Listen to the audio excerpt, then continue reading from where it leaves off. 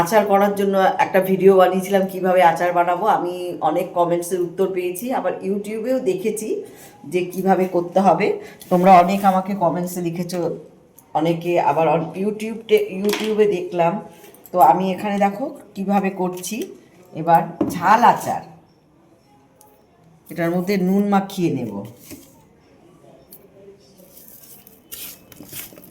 অনেক নুন মাখাতে। আমি যদিও নুন দিয়ে সেদ্ধ করে দিয়েছি হালকা।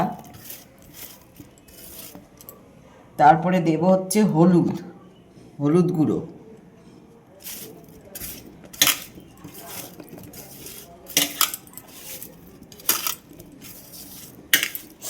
তারপরে দেব হচ্ছে কাঁচা লঙ্কা কুচিগুলো দিয়ে দিই, আরও দিলে ভালো হয়। তারপরে এখানে দেখো এই যে ভাজা মশলা, এখানে অনেক রকম ভাজা মশলা আছে, ভাজা আছে আর কি, মানে জিরে, তারপরে ধনে, তারপরে হচ্ছে মেথি, মৌরি, শুকনো লঙ্কা, সব শুকনো খোলায় ভেজে তারপরে নিয়ে নিচ্ছি। এটাকেও দিয়ে দিচ্ছি অনেকটা করে।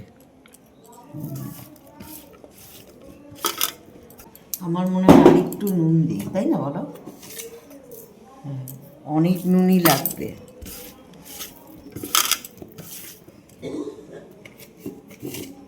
যেহেতু ঝাল আচার। এবার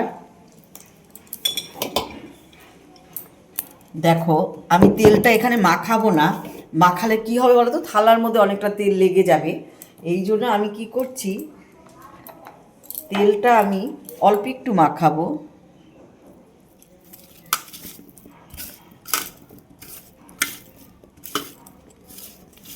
অল্প একটু মাখালাম, আর বাকি তেলটা আমি এই বয়ামেই দিচ্ছি। এই যে এই যে তোমরা হয়তো কেউ বলতে পারো যে ওপর দিয়ে দিতে হয়, আমি দেখো ঢাকনাটা খুলে তারপরে আবার ঝাঁকিয়ে নেব।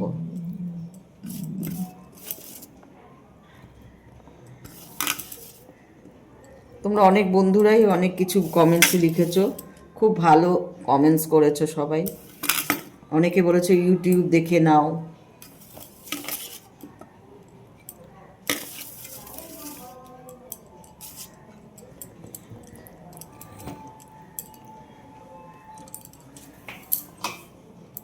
এবার আমি আটকে দিলাম।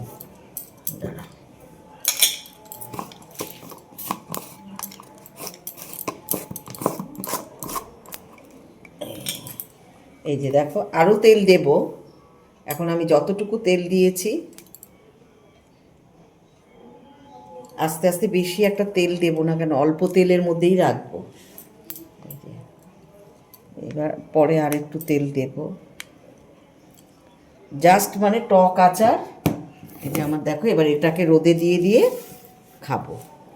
তো তোমরা কে কেমনভাবে করো আমি জানি না। যদি এই আচারটা রেসিপিটা তোমাদের ভালো লাগে তাহলে নিশ্চয়ই তোমরাও একবার বাড়িতে ট্রাই করে দেখবে। খুব ভালো মনে হয় খেতে হবে, আমার তো হেভি টেস্টি লাগছে।